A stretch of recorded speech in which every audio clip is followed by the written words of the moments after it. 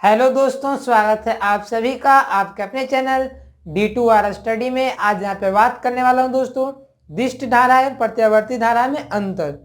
AC current एवं DC current या DC AC दोनों में क्या अंतर है इसके बारे में बताऊंगा, सारा में बताऊंगा। इससे लगभग मैं 9 या 10 में इसमें लिया हूँ अंतर, जो सारा बता दूंगा इसमें, जिससे आपको एक ऑब्जेक्टिव भी क्लियर होगा और साथ साथ सब्जेक्टिव भी और कंसेप्ट भी। तो चलिए शुरुआत करते हैं आज किस नए क्लास को। तो सबसे पहले क्या है, इस साइड में प्रत्यावर्ती धारा लिखेंगे, इस साइड में दिष्ट धारा, और बीच में क्या करेंगे, बॉर्डर पारेंगे। जो इसका होगा इसका अपोजिट होगा। तो सबसे पहले देखिए लिख देते हैं यहाँ पे प्रत्यावर्ती धारा। तो इस साइड में क्या लिख देंगे, प्रत्यावर्ती धारा यानी कि क्या, अल्टरनेटिव करंट। यहाँ पैसे कर देते हैं ताकि समझ जाए कि इस साइड प्रत्यावर्ती का, इधर दिष्ट धारा का। यहाँ पे क्या लिख देंगे, दिष्ट धारा। समझ गए ऐसे। यहाँ पे भी लिख देते हैं अल्टरनेटिंग करंट। ये हमारा क्या हो जाएगा, डायरेक्ट करंट। अंग्रेजी भी लिख देते हैं वर्ड, डायरेक्ट करंट। अब देखिए फर्स्ट नंबर यहां से शुरू होगा। प्रत्यावर्ती धारा का परिभाषा याद करिए, जो मैंने पिछले वाले वीडियो में बताया था आपको कि इस जो धारा का जो मान एवं दिशा जो है आवर्ती रूप से बदलते रहता है, उसमें जो चेंजिंग आते रहता है। लेकिन दिष्ट मतलब डायरेक्ट, यानी कि एक ही दिशा में, उसको यदि सोच करें तो एक ही दिशा में जा रहा है। तो दिष्ट धारा में कोई मान एवं दिशा बदलता था समय के साथ, नहीं बदलता था। यानी किसके बदलेगा, तो इसमें नहीं बदलेगा। तो उसी को मैं लिख रहा हूं। तो क्या लिखेंगे, इस धारा का मान, इस धारा मतलब क्या, प्रत्यावर्ती धारा यानी अल्टरनेटिव करंट। इस धारा का मान, इस धारा का मान एवं दिशा यानी कि परिमाण, मैग्नीट्यूड एवं डायरेक्शन। मैग्नीट्यूड एवं डायरेक्शन जो है आवर्ती रूप से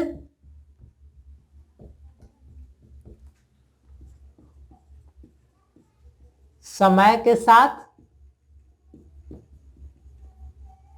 बदलता है। ये हमारा फर्स्ट पॉइंट आ गया। और इस फर्स्ट पॉइंट को जस्ट लाइक इस साइड लिखना है अपोजिट करके। तो हम इस साइड फर्स्ट पॉइंट में क्या लिखेंगे, इस धारा यानी कि हम क्या लिखेंगे, दिष्ट धारा। इस धारा का मान एवं दिशा आवर्ती रूप से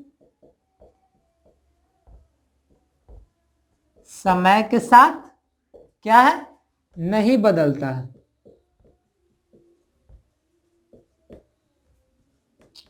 बात यहां तक ठीक है, कोई दिक्कत नहीं ना।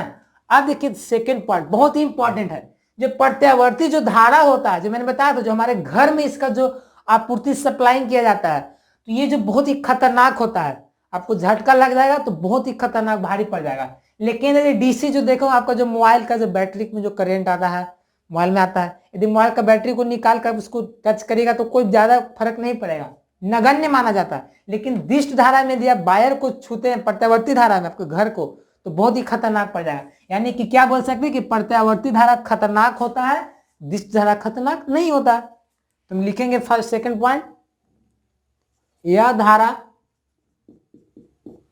खतरनाक होता है, डेंजरस होता है, खतरनाक होता है।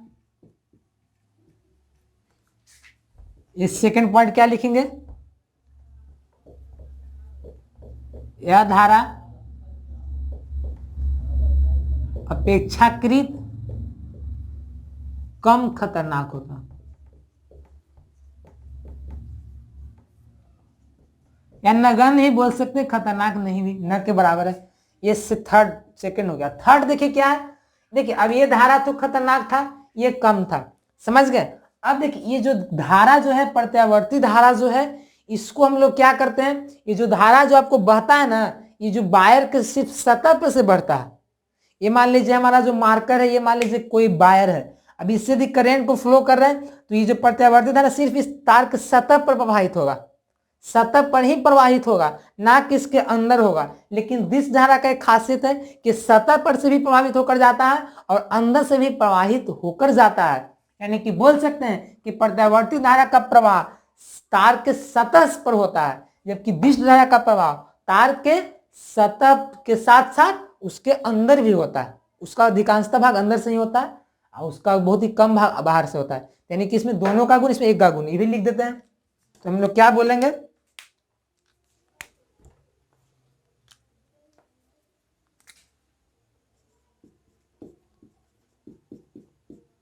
इस धारा का प्रवाह सिर्फ तार के सतह पर होता है या सतह से होता है, समझ गए। इस साइड में क्या लिखेंगे, इस धारा का प्रवाह सतह के साथ साथ अंदर से भी होता है। यानी समझ में किस में हो रहा है, तार में। यदि कोई तार से धारा जाएगा ना तो डीसी करंट उसके अंदर से भी जाता है, ऊपर से भी जाता है, लेकिन एसी का बात है सिर्फ उसके सतह से ही जाएगा, अंदर नहीं जाएगा। ये हो गया। चौथा देखिए, ये जो हमारा प्रत्यावर्ती जो धारा है दोस्तों, प्रत्यावर्ती जो धारा है, इसे हम लोग ट्रांसफार्मर के द्वारा इसका जो वोल्टता को हम लोग बढ़ा सकते हैं, घटा सकते हैं। जैसे कि बहुत दूर से दिलाना है एसी करंट को, तो ट्रांसफार्मर के द्वारा उसको वोल्टेज को हम बढ़ा बढ़ा कर ला लेंगे, अपने घर तक लाया जाता है। तो लेकिन इसको जो डिस्ट धारा में है, इसको में ये व्यवहार नहीं किया जाता है, क्योंकि डिस्ट धारा में ट्रांसफार्मर का प्रयोग ही नहीं किया जाता है। ठीक है, तो यहाँ पे भी लिख सकते हैं, क्या लिखेंगे, इस धारा, यानी कि क्या बोल सकते हैं, प्रत्यावर्ती धारा, इस धारा की वोल्टता, इस धारा की वोल्टता को क्या बोले मैंने भी, ट्रांसफार्मर के द्वारा, ट्रांसफार्मर के द्वारा बढ़ाया या घटाया जा सकता है। लेकिन मैंने ये दोस्तों क्या बताया था, इस साइड में किसमें प्रयोग ही नहीं होता ट्रांसफार्मर का, तो क्या बोल सकते हैं, जबकि इसमें ट्रांसफार्मर का प्रयोग क्या नहीं होता। समझ गए बात को, इसमें ट्रांसफार्मर का प्रयोग करेंगे, इसमें नहीं करेंगे। 5 नंबर आ जाइए। देखिए, ये जो प्रत्यावर्ती जो धारा है दोस्तों, इसको हम लोग जो एसी से डीसी में जो है इसको बदल सकते हैं। प्रत्यावर्ती धारा को आप एसी से डीसी में बदल दीजिएगा, लेकिन जो डीसी को है, एसी से डीसी को यदि एसी में बदलना बहुत ही कठिन काम होता है। बोल सकते हैं यहाँ पे क्या, इस धारा को डीसी में आसानी से बदला जा सकता है, यानी कि समझ रहे हैं, कम खर्च पर इसको आप बदल सकते हैं। इस साइड में 5 पॉइंट क्या आ जाएगा, इसको यानी इस धारा को क्या बोलेंगे, एसी में बदलने में क्या हम लोग लिखेंगे, काफी समस्या होता है। यानी कि अब एसी डीसी को भी एसी में, मोबाइल का जो बैटरी का जो धारा है उसको आप लोग एसी में बदलना बहुत ही कठिन होता है। लेकिन जब आपको घर में जो धारा आता है, जो तार 3 तारों के द्वारा उसका जो बदल सकते हैं डीसी में आसानी से, आप मोबाइल के जो बैटरी में धारा पारित होगा। तो समझ गए बात को। देखिए ये 5 पॉइंट है। 6 जो पॉइंट है, देखिए विद्युत चुंबक होता है, इलेक्ट्रोमैग्नेट। विद्युत चुंबक जो बनाने में एसी करंट का उपयोग नहीं किया जाता है, सिर्फ और सिर्फ डीसी करंट को। तो आपसे भी पूछेगा कि विद्युत चुंबक बनाने में किस धारा का प्रयोग किया जाता है, तो सिर्फ डीसी को। तो यहां से भी डिफरेंस उत्पन्न हो जाएगा।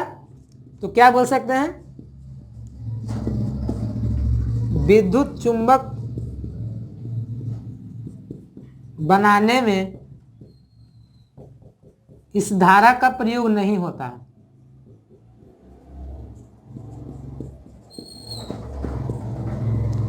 लेकिन जो दोस्तों यहाँ पे मैंने भी बताया था, इस धारा का प्रयोग नहीं होता, लेकिन दिष्ट धारा का प्रयोग होता है।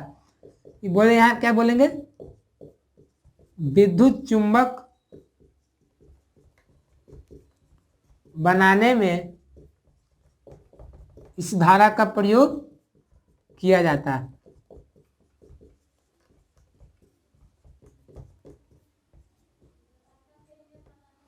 समझ गए बात को, समझ गए। 6 मैंने भी पॉइंट में लिखा हूं जो डिफरेंस है, तब तक इसको नोट करिए। तो यहाँ पे देख रहे हैं स्पेस बहुत ही कम है, फिर मैं जो बचा है उसके लास्ट जो उसको भी लिख देता हूँ ताकि आप सारा ज्ञान ले सकें, कोई भी आपको कुछ छूटा नहीं पॉइंट, मैं सारा बता दूंगा। तब तक पहले इसको नोट करिए। तो दोस्तों हमारा वीडियो कैसा लगा, वीडियो अच्छा लगा है दोस्तों तो वीडियो को लाइक करें और दोस्तों के साथ शेयर जरूर करें ताकि उन्हें भी पता चलेगा प्रत्यावर्ती धारा और दिश धारा में अंतर कैसे होता है, क्या क्या होता है। तो दोस्तों यदि चैनल पर नए हैं तो चैनल को सब्सक्राइब जरूर करें, साथ ही नोटिफिकेशन बेल को जरूर दबा दीजिएगा ताकि ऐसे से महत्वपूर्ण वीडियो आपके सामने पहले पहुंचता रहेगा। तो नेक्स्ट वीडियो में मिलते हैं। जय हिंद, जय भारत।